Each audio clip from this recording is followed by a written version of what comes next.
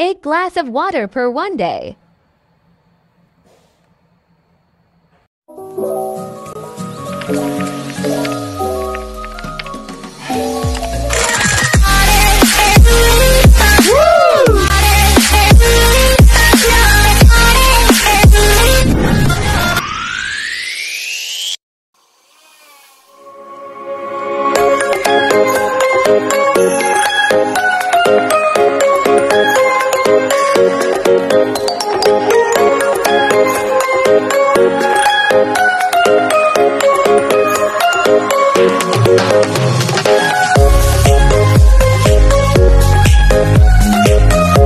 Ang dapat inumin araw-araw.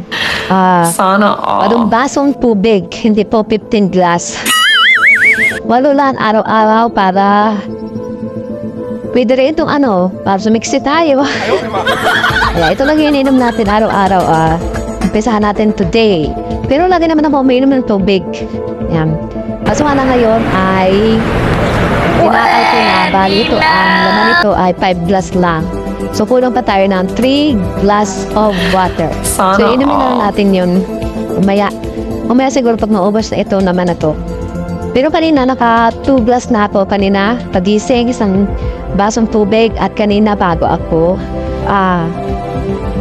nag-exercise. So, ngayon, ito, uubusin natin to maghapon.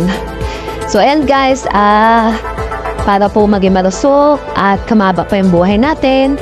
Dahil lalo na sa mga nagkakaedad dyan, kailangan po ng exercise at tubig lang po. Ayan. At bawasan po natin yung kanin. Yan po ang isa sa mga dahilan kung bakit tumataas po yung ating sugar. Ayan.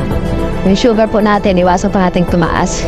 So, ayan guys, shout out po sa lahat, sa ating mga ambassador dyan, sa mga maliliit na YouTuber, ayan, na masisipag na nag-scout, at lalong higit kay Kuya Bal Santos Matubang, Ate Edna Vlogs, at Kalinga Prab.